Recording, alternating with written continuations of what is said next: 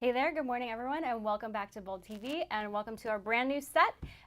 Guest host today is documentary filmmaker and friend of Bold, Alicé Anil. Great to have you here on our first day on the new set. I'm honored that I got selected to be here right on your, on your first day on the inaugural set of Bold. So it's very exciting. Thank you for having me. And we're excited to have you all here. Happy International Women's Day. And speaking of women, Bold TV is brought to you by Independent Women's Forum, a nonprofit dedicated to developing and advancing policies that aren't just well-intended, but actually enhance people's freedoms, choices, and opportunities. We have a great show for you. Make sure you put your comments, questions in the markers in Facebook and Twitter. We will be shooting them live. So we are excited here, Alicé, because you've followed our journey with Bold. You were a piñata for Diamond and Silk, which I thought was, you handled it with such class. And so we're just so happy that our audience is following us here in this journey and having more days, more shows, and more politics. So what does it mean? You were telling me in the beginning. What does it mean now that you changed studios and that you have your own studio? What can people expect? We're going to expect more content. We're going to be going live every day because we've been going live only on Fridays. Once a week for politics, business, and lifestyle. We're going to go live every day. Eventually, we'll build out the programming. We'll go live 9 to 5. We'll build a full network. So it's coming. Stay tuned. And we're going to move right into Michael Cohen. So we know that he testified in front of the House Oversight Committee. Geesh, I was just like, wow, people. I mean, how could you have such a lack of content and substance that actually affects people's lives? I thought the whole thing was just a kangaroo court. What did you think, Lacey? I think I felt differently. I struggle with these things because you look at this person, right, and just the optics of it and how just diminished this man that once was so powerful looked. It's like he had lost everything, and even himself, he had nothing left to lose. So the one thing he wanted to maintain was his integrity by finally doing what he hadn't done all this time, which was telling the truth. And what I find interesting is that there was a Quinnipiac poll that recently that asked the American people, who do you trust more? Who do you think is actually telling the truth and isn't lying, President Trump or Michael Cohen? And 50% of people said Michael Cohen, and only 30% of people, 35, said Donald Trump. So at least according to the American people, if you do trust polls, which, based on 2016, it's questionable, right? But if you were to look at that poll, it does. I think it says a lot about the political climate and what people do think about the president. I just think that it doesn't really affect people's everyday lives really at all. Like I think the split screen of Trump being in North Korea and trying to prevent nuclear risk to the American people, that's actually something that affects all of us. Which failed. Whereas Michael Cohen, hey, it's an ongoing conversation. Negotiations. I agree with that, and I'm one of those liberals that actually applauds the president for going over there and talking to Kim Jong-un, and I think it's a step forward towards diplomacy. Anything we can do to have a dialogue and not revert to war or even more sanctions, I think is a positive thing in general. So.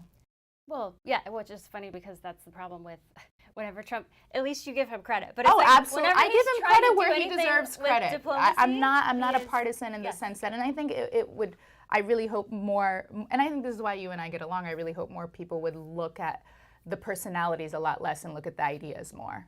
So. Yes. Oh, yes. Well, speaking of ideas, Cohen is now suing the Trump Organization for $1.9 million for unpaid legal fees since he started cooperating with the federal government. And honestly, when you said he's coming clean because he saw the light, I think it was more he was afraid. I didn't think he was that powerful. He was really just one of basically a guy who liked to hang around a celebrity. He wasn't his actual lawyer. When they call him his attorney, that's a very generous label. I mean, he did Trump's dirty work, right? And in a sense, he was an entourage, basically. Right, and the thing is, for a supporter of Trump, right? If you do believe this of Michael Cohen, then what does that tell you about the president in a lot of ways? I mean, he's basically a mafia boss. And it's even though when Michael Cohen said, Donald Trump said, you don't know anything, right? And that is literally how criminals speak. There's a criminal organization lingo. So it's a little bit terrifying to me that the president of the United States is so tied to so many shady dealings. And that's what I'm more interested in hearing about. It's less of the personal attacks on Trump and more of the documents that he's bringing in. What does that show about the tax returns and about his previous real estate dealings? I think that's more substantive than anything about the president's character, which I'm not as concerned about. Well, I agree with the substance versus character personal attacks, because that's just politics, let's Of course, be honest. of But course. I think that there are certainly lots of people who have tried to use him and tried to use his celebrity and tried to use him when he was a candidate. I mean, even Steve Bannon himself said that the people who were on the campaign, he said this was the island of misfit toys. They weren't getting the polished, bright, Class A resumes because no one believed in him. Of course, he didn't even believe in himself. He didn't even expect to win. So, but anyway, I want to bring in a bright, polished resume here, and he's very credentialed for our first guest here on our new set. His name is Robert Wolf. He's a former economic advisor to President Obama and founder of 32 Advisors. It also happens to be Robert's birthday. Happy birthday, Robert. Happy birthday, Robert. Great to be here, Carrie and Alicé. I'm looking forward to being your first guest. Yeah, we're so I'm glad glad to I have wasn't in you. the first segment you guys were doing. You guys are tough. You guys are tough. But I was wondering because I mean we just met and I was wondering where is he in between, because as Carrie was saying, you know, I'm on the left wing of the Democratic Party. She's a Trump supporter and you come from the Obama administration. So we do have, I think, maybe 3 very distinct political views here. yeah, my guess is I'm probably a little more aligned with you, Alicé, but You but should we'll be in the middle here, I guess. but we'll see. You know, I like to call myself a pro-growth Democrat that probably is socially liberal, but fiscally probably a little more conservative than probably where the party is. So who are you putting your money on for 2020 then? Who would you be unabashedly, full-throated, you're doing backflips, you're doing jumps, all that because you want this person? Yeah, I'm not there yet. You know, I see it, I'm probably going to be a little more prescriptive this time around than I have been in the past. In the past, a lot of it was who I connected with and why I thought he or she could win. What do you mean by prescriptive? I'm going to go through it with you. So I think all the candidates have to be able to, what I would say, check what the electricity and the excitement of the progressive movement. Absolutely. You have to be for climate change. You have to be for gun reform. You have to be for health care as a right. You have to be for immigration. And you have to be for what I'll call criminal justice and race equality. So you support all candidates. so that's what I was going to say. All the candidates are inside those 2 bookends. Then for me, I have to go to the next grouping. I look at 4 quadrants. And the 4 quadrants I look at is 1, do they have name recognition? They can't go on the stage and introduce themselves to the country. Especially with someone who pretty much has the biggest name ID in the whole world. Right. It's huge. Yeah, so when I was backing Barack Obama, and I was, I think, just about the first one to back him in New York, leaving Secretary Clinton, we did his first event in March '07, my wife and I. Although he was at 5% and the secretary was at 65%, he had 60-70% name recognition. So he wasn't introducing himself to the country. He was introducing himself to be the president. So 1, they need name recognition. 2, they have to be able to run a campaign, meaning they have to be able to fundraise. Number 3, I have to believe they can win one of the first 4 primaries. And then number 4, I have to believe that they can do well on Super Tuesday.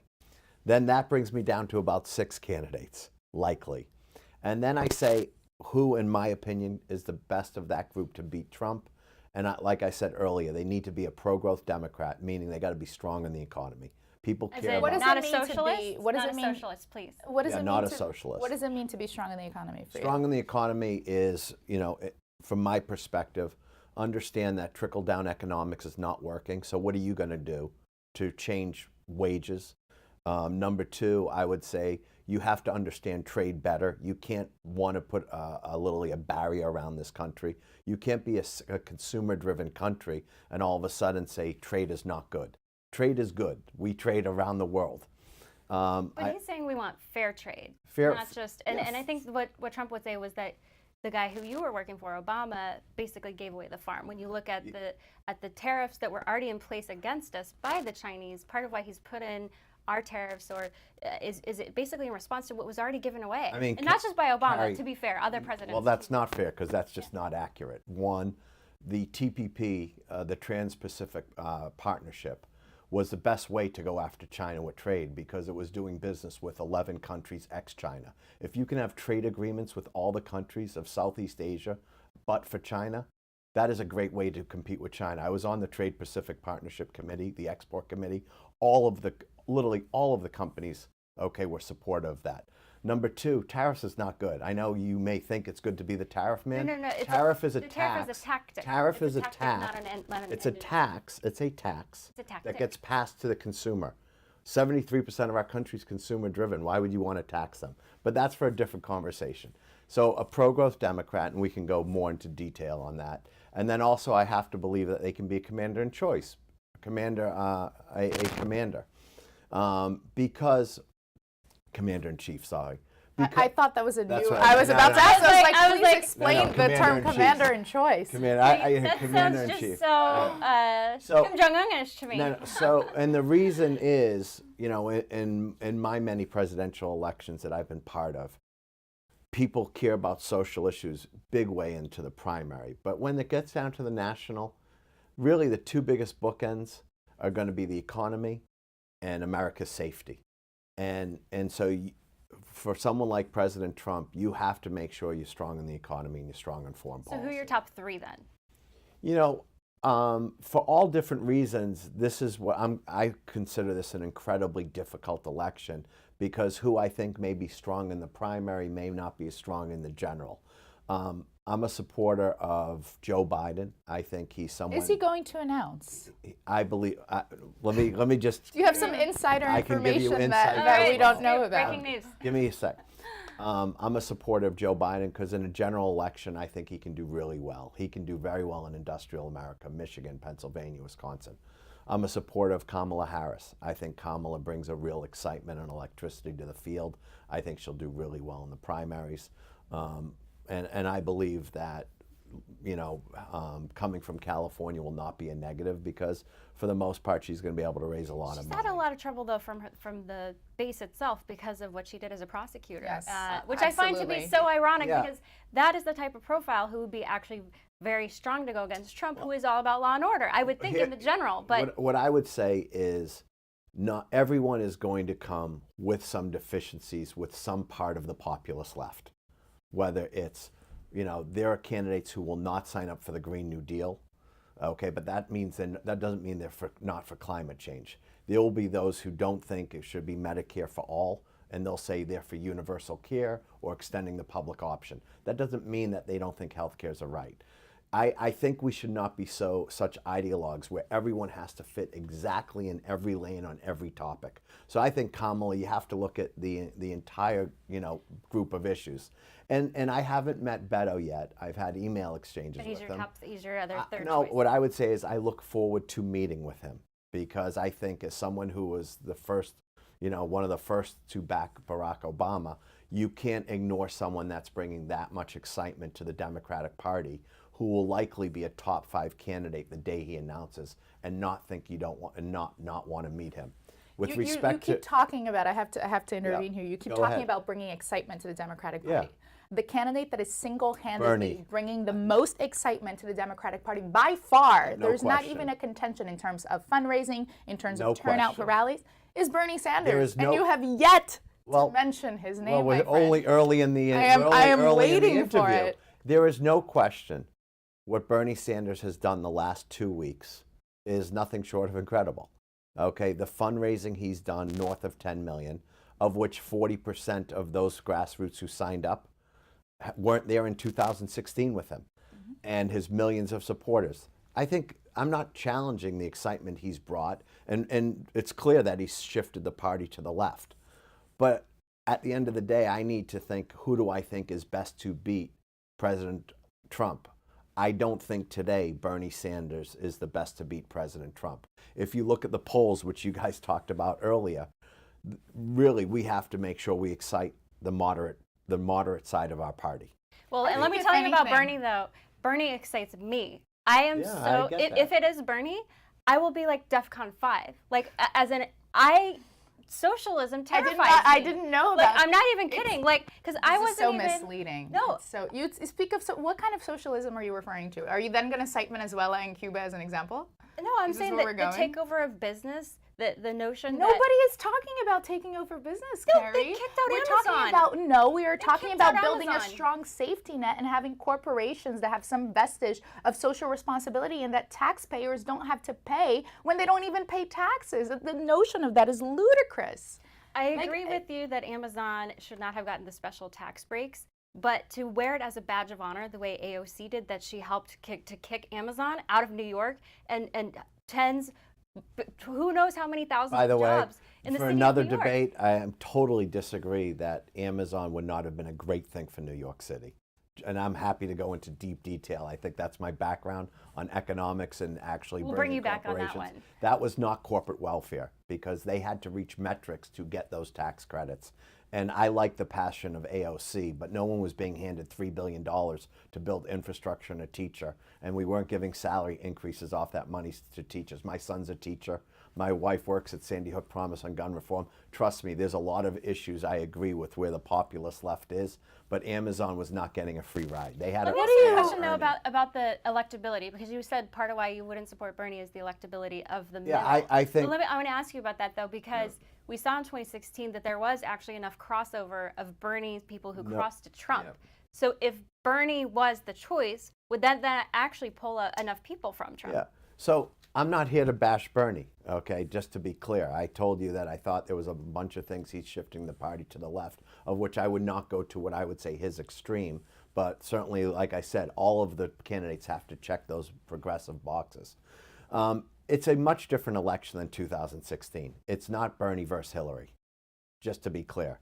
You're going to have a group of people that are in that space, what I would say, of the populist or more the progressive left. Number two, all the candidates are signing up for those things that are important to the party. You don't have to be the furthest left. The dichotomy between Hillary and Bernie was dramatic. That's not going to be that way in 2016. And so I don't think that we can use that as a tool for where we're going in the future. What we have to think about, and naturally, is who, and what you brought up, who is best suited to beat Donald Trump. Yeah. And I do think that if there were any other traditional Republican candidate that was the nominee, that absolutely I wouldn't nominate Bernie Sanders. And I say this from a political strategic point of view. But because the appeal of Donald Trump is still this crusading outsider that's going to do what he wants, that abides by his own rules, that doesn't apologize, that still, it's this war against me and everybody else, you need an outsider to beat that. And the only one that, to me, offers that, though I like Elizabeth Warren as well, and Tulsi Gabbard, but I don't think she has a chance. But the person that offers the anti-establishment appeal that Trump does is Bernie Sanders. But again, if he was to go up against a Ted Cruz, for example, I don't think he'd win. Yeah, I don't think that's accurate, but we all get one vote. We all have one opinion. I'll get you one day. Yeah. By November, Well, listen, we'll have a completely different conversation. We'll be, listen, the other thing, I think, if it is Bernie versus Trump, highly likely you're going to see an independent candidate go in, which will definitely, in my opinion, hurt Bernie Who would more. do that? Michael Bloomberg? I think a bunch of people would do Didn't that. Bloomberg say? Howard Bloomberg Schultz? said he was not running for. Did he Bloomberg issue a is- caveat saying unless? So Bloomberg is not running, Right. but I think when someone like Michael Bloomberg says he's running, it's likely because he probably doesn't think it's going to be Bernie as the candidate. Do you think Howard Schultz would do independent if? I think Bernie if it's is the Bernie nominee? versus Trump, yes, I think Howard Schultz would get in. And with What do respect, you think of Howard respect to Schultz? I'm Biden, you want me to answer the Yes, Biden give us question? your Yes. So I was on the circus a few weeks ago, and there was a few articles, and so I spoke with Vice President, I think 2 weeks ago, and I was clear on Twitter that I believe that the Vice President is going to run.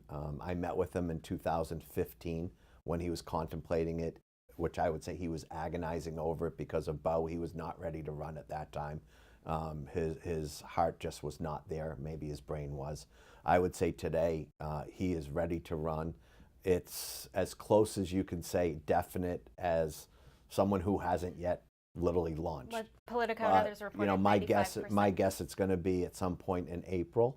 He'll have an incredible launch, and then people will judge whether he is electable or not. I think he has a lot of great things going for him, but he also has been a candidate before, and he's been in Washington for many, many years. And I think, like what you were saying about other candidates, everyone's going to come with baggage where some like what he's done in the past and some certainly don't like what he's done in the past. Robert, are you gonna latch on to? Would you work for a campaign, or are you waiting for the dust to settle and the nominee to be chosen? No. I am going to support a campaign.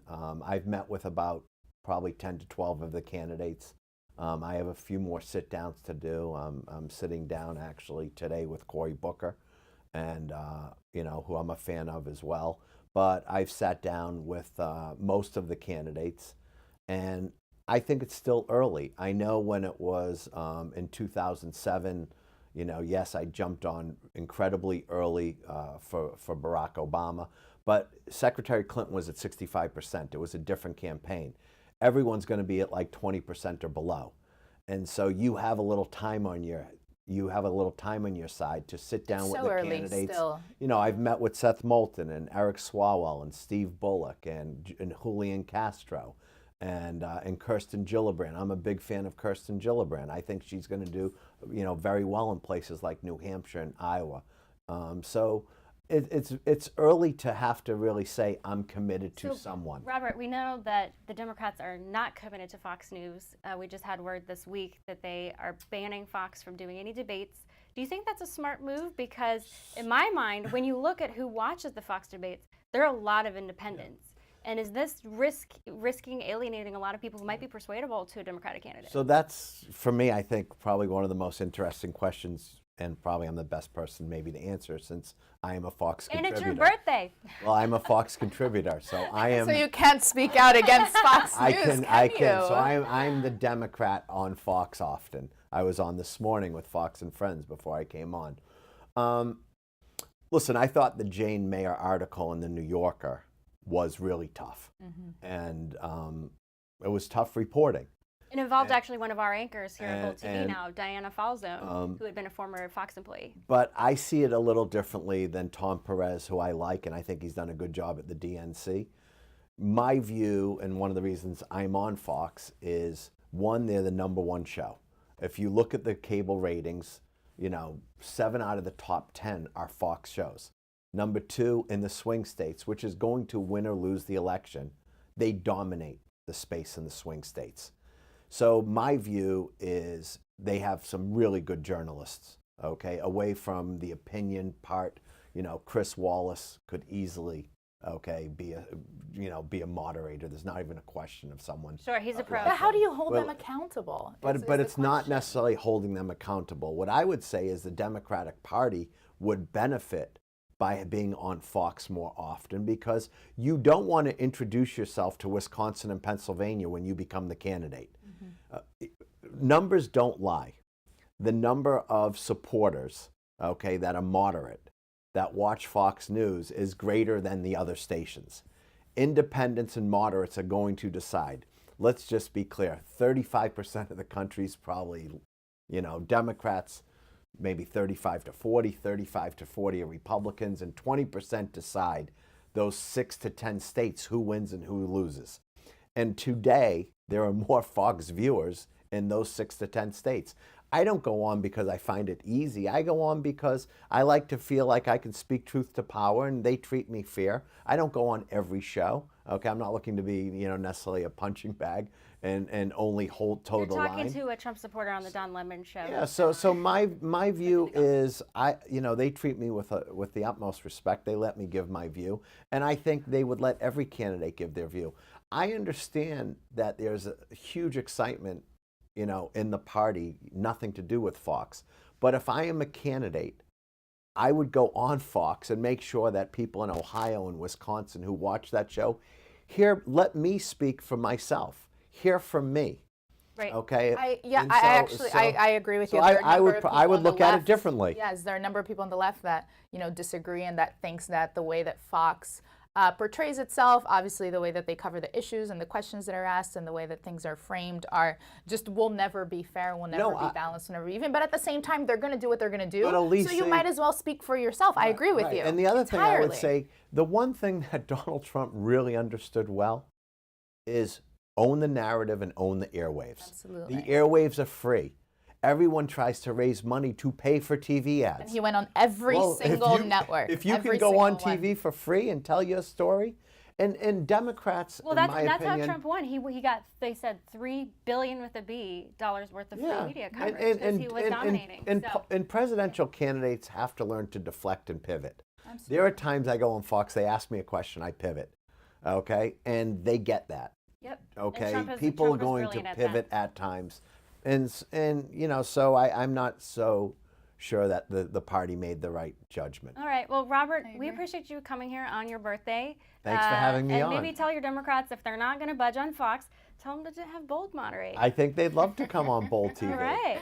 Okay. Well, thanks so much. Enjoy you your for birthday. being with Most us. people, by the way, What are you going to do on your birthday? Well, you know, he just said what I was going to say was most people go to the islands or some tropical vacation. He's meeting with Cory Booker. I mean, Yeah, I would definitely be somewhere he's, warm uh, right I'm now. going so I out. applaud you. My I wife is applaud taking you. me out for dinner tonight, and I'm going to have a big steak. Is what All I'm right. gonna have. That's well, a nice enjoy. compromise. I love it. You're not a vegetarian, and I appreciate that. Do I look like a vegetarian? No comment. Thanks, Robert. Thanks so you. much for joining us. So I could tell that you were quite antsy about the Bernie stuff. So I think this will be an interesting dynamic within the Democratic Party to see who they're going to... Carrie, I've been feeling the burn for a while I know, now, girl, and I it know. hasn't gone away. and I've become. It's funny because for a lot of people, the advent of Donald Trump and his administration, the positive thing about it, I would say, is that it has led to so much activism, right? And it has led to a mass awakening, I should say, of all of these people that have been asleep. And because I've been following politics and in politics for such a long time, I've become almost disillusioned in a way, in the sense that a number of people I feel are upset now, not just because of Trump, but it's the cult of personality, right? And I'm about policy. So a number of the policies that Donald Trump is now enacting, Obama did things that were similar, and I was really upset. But only now people are going to the streets and marching, and it's just travesty, which they should be. But so when I see Bernie Sanders, it reignites this excitement, and not just within me, within the millions of people that have contributed to his campaign, that have gone to his rallies. So I do think that I'm still feeling the burn. That's all I gotta say, and I'm excited. But you're right; it does show something about this battle for the soul of the Democratic Party that's still very palpable and still happening.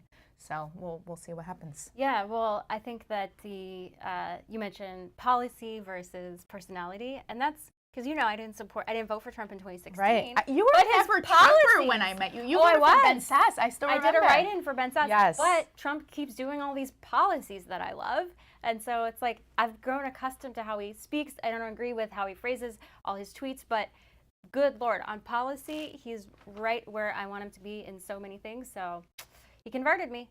Well, yeah, it's on policy. He's the opposite. I shouldn't say on everything, because there are a few things that I think Yeah, he's done some good there are a things, few like things criminal that justice exactly that I reform think and- Trump yeah. would that a traditional Republican wouldn't do. At the same time, am I worried about the potential criminality, the shadiness, the corrupt dealings? Absolutely, and that's why I'm so glad that the Democrats won the House, so we can investigate everything. Well, so that's exciting. Our next guest is going to have other thoughts about that. So let's bring him in back to the show. But first time on our new set, we've got.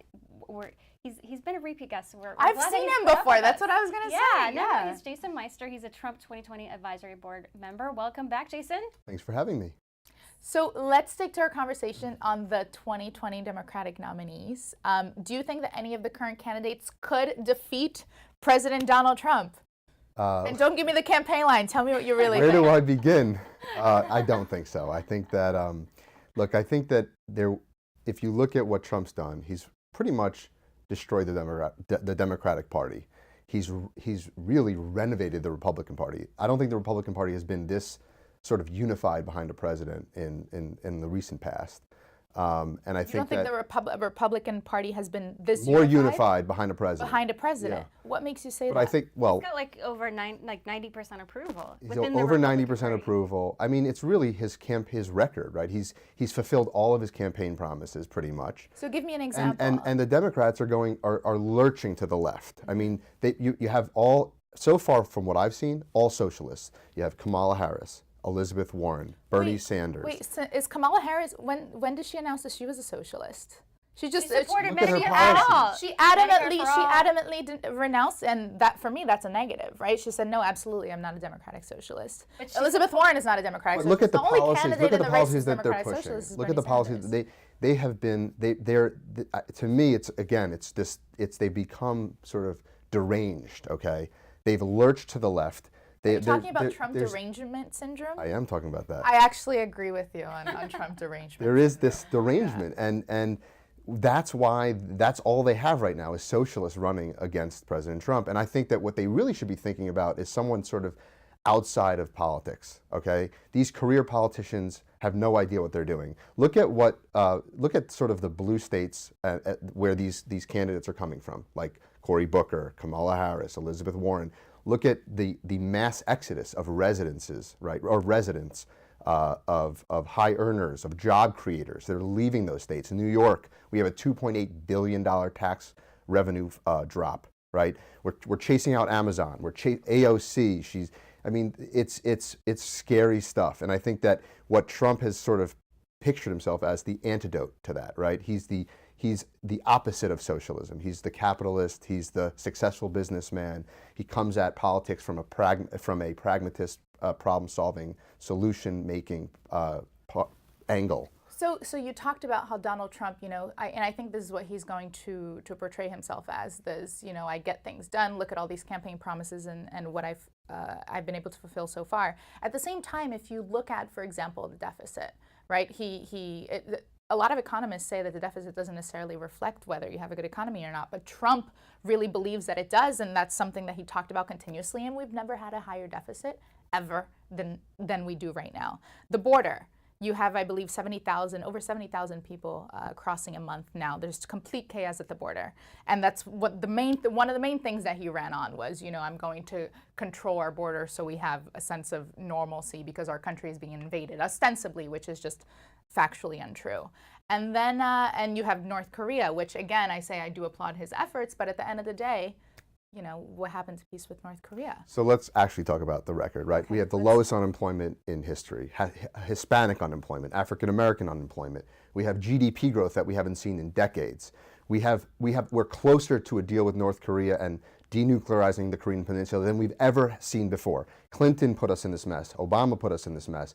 Or you could also say that Obama ushered in this era of economic growth. Clinton made a disastrous deal with Korea. That's generally how the economy works. It's it's a product of, even if Hillary Clinton was president now, I don't think she'd be able to claim full credit for the economy because it was policies started under Obama that have just continued to flourish under Trump. I think that the Trump economy is booming. I think that you have to give credit where credit's due. Mm-hmm. I think disagree. that I think that the unemployment rates, the GDP growth, is incredible. And I think that is going to help Trump win in 2020. Well, and what we've seen from the businesses themselves is they say it was the tax reform, it was the regulatory reform from the Republicans. So if it's the businesses from their own mouths saying that it's these policies as opposed to the previous policies, that should be a big hint. Of course they're going to say that because they want tax cuts. But look at the other side. The other side, because they want growth. No, because so they can have stock buybacks and use most of the money from tax cuts, over 80%, to buy their stocks back. This does not benefit workers at all. But you and I agree on the Trump derangement syndrome. I think that the Trump derangement syndrome is what brought about Can you define Trump for our audience? Define Trump derangement syndrome. I just also want to make sure we're talking about the same thing before I get Trump derangement syndrome is a result of Trump. It's all anti-Trump all day. I agree. It's just craziness. And what happens is that you have the result is the party of open borders, the party of infanticide, the party of MS-13, the party of raging anti-Semitism. This is not what you want to run on in 2020. You're going to lose. That's just how I see it from where I'm sitting. I'm not trying to be a strategist for the Democratic Party, but that is not how you're going to win in 2020. Well, and honestly, from my perspective, it's not how the country is going to win. That's right. That's a better point. I don't want the country to be torn apart in this way. That's right. And that was part of, for me, as a recovered Never Trumper, I realized that is that a diagnosis? I had, yes. Is that an actual diagnosis? Because I had Trump derangement syndrome. I had it, and I recovered. I remember. I had it. You were recovering Trump derangement syndrome. I'm recovered. Yes. So, and part of it was that I did not like how emotional he made me become. Right. And I realized. And why was that? Because I realized that he was in my headspace. Like the vulgarity? No, he was in my headspace. I'm like, he was in my headspace in a way that Barack Obama was never, in the sense that I was able to separate my emotion more toward Obama than I was toward Trump, because he was so different from everything that I expected. And yes, I didn't like the things that he had said about women. I didn't like his background in terms of his reality TV. Like, I didn't understand how he spoke. I didn't understand his style. I didn't have friends like him. So I was like, he was so different, and I realized how I didn't like how angry he made me. And I was like, I gotta take a step back, and I gotta process my emotions from the policies and from the facts. And so what and I from see, where the country is and from where it came from. and also like the level of anger that I felt toward Trump supporters, I was like, this isn't right. Like, these are my fellow Americans who voted for him, and I need to understand, and including people in my family. And so I spent a lot of time talking to my family members, like, okay, walk me through this. Like, and how are you able to get past what he said here? And even I thought he was too liberal. That was another reason why. He hadn't delivered anything. He had no track record. So as a conservative, I was worried that he had given money to Hillary Clinton. I don't know if that's ever happened in the history of presidents where the candidate had given money to the opposite candidate. I don't know if that happened before, but it bothered me. So it was all these things. But I think that the broader macro issue of Trump derangement syndrome is bad for the country. Right. I agree. I think that we really have to learn our lessons from the 2016 election, and I don't think a lot of us There are have. so many There's of a them. lot of lessons. I Which agree. one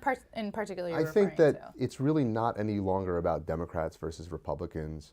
I think we went through a revolution, a political revolution, and Trump, like I said earlier, he's renovated the Republican Party. It is not the Republican Party it was before Trump came in.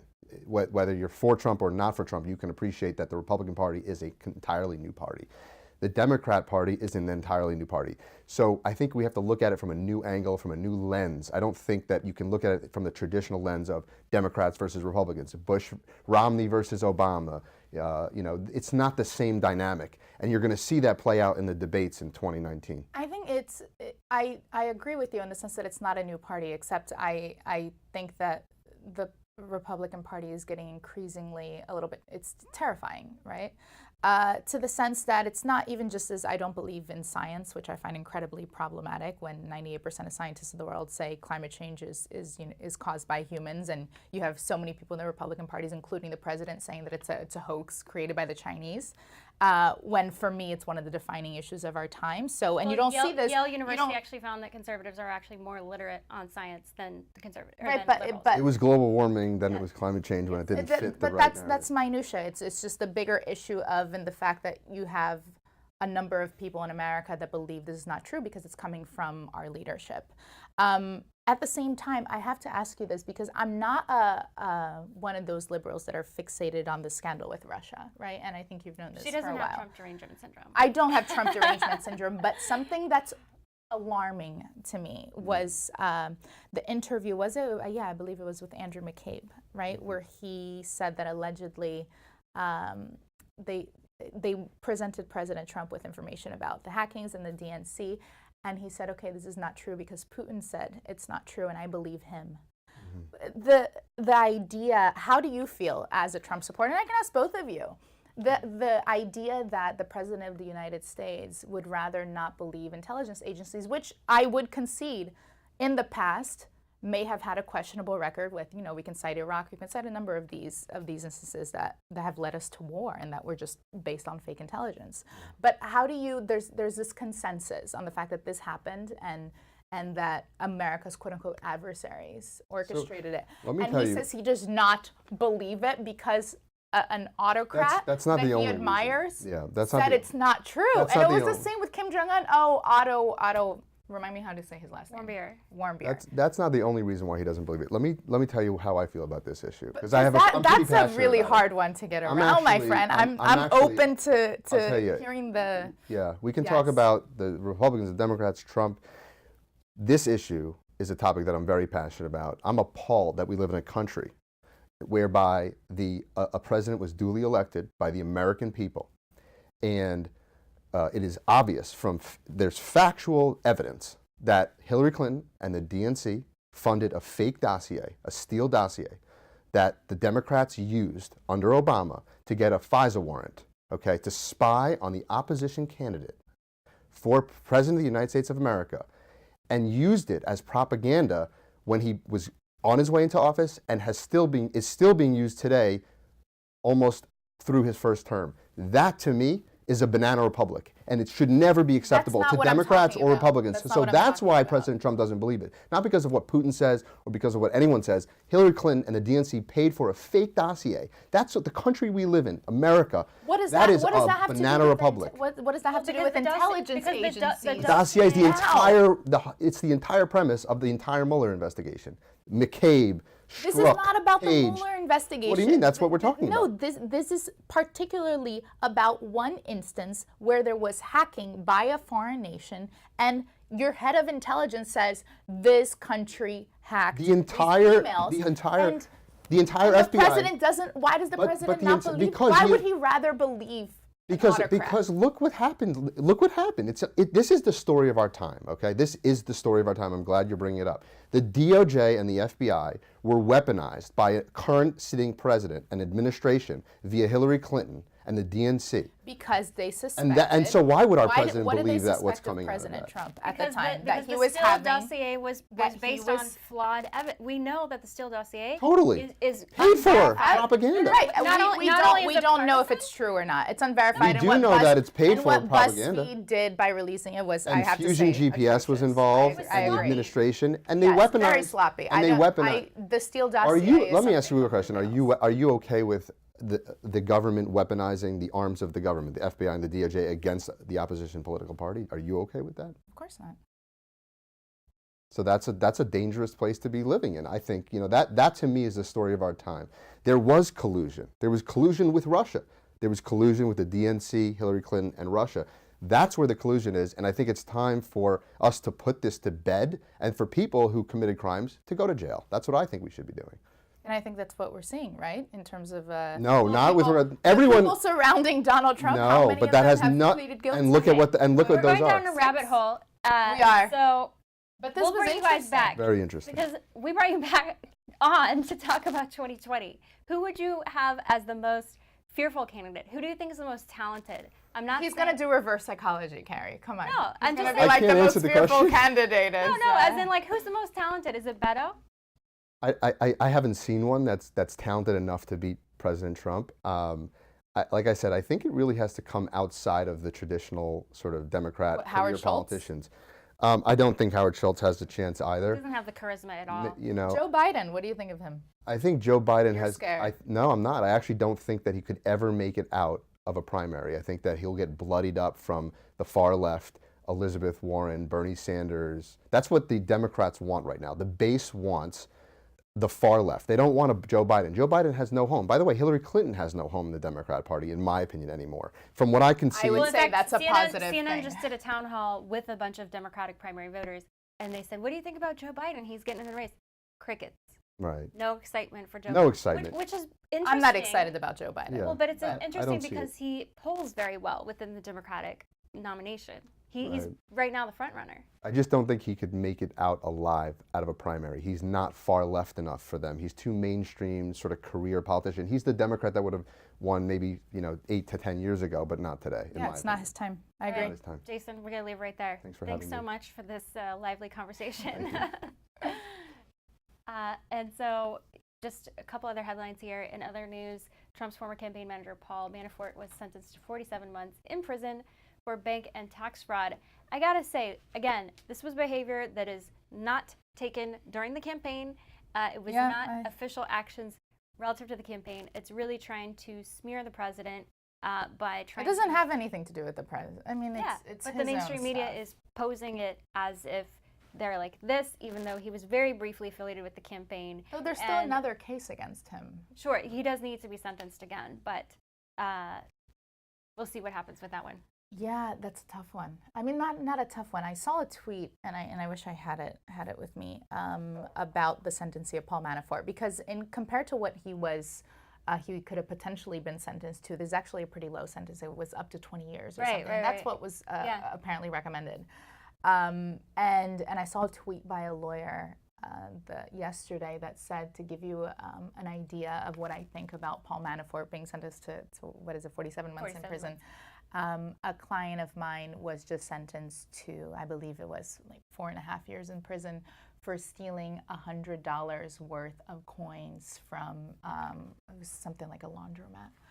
So, and the client obviously was poor, person of color, etc. So it does say something about our justice system, does it not? But at the same time, I think I was Paul Manafort's lavish lifestyle, the rise and the fall of Paul Manafort, I think is just a case story of greed and power, and I find it very reflective of elites in our society, and I find the whole thing to be quite sad, to be honest. And I think it is important for you to say that what the judge said, which this has nothing to do with the case that Mueller has put forth in terms of Russian collusion and everything. Yes, well, I'm glad we can agree on that. Yeah, we do. Real news. We do. So moving on to another topic, yesterday the House passed a resolution condemning anti-Semitism and bigotry. It overwhelmingly passed 407 to 23. This has all been in the wake of Congresswoman Ilhan Omar's comments about Israel. And it was interesting because a lot of those people who voted against it, I believe that they all were Republicans because they felt like it didn't do enough to specifically condemn her specific comments. And so it actually ended up splitting the Republicans, which was very interesting. But Alicé, what do you think about all of this?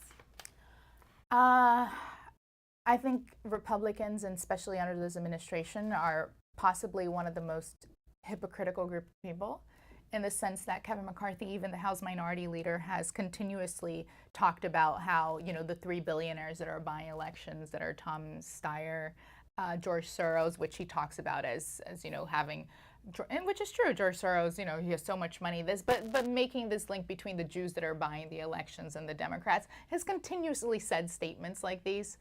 President Trump apparently, and I think you know this, he had Adolf Hitler speeches in his bedside. In a neo-Nazi rally, he said, there were really good people and they were chanting anti-Semitic slogans. So the fact that the Republican Party is now, right, the fact that the Republican Party is now somehow coming out against anti-Semitism as if that's not the most, it's just, I feel like I'm being gaslighted.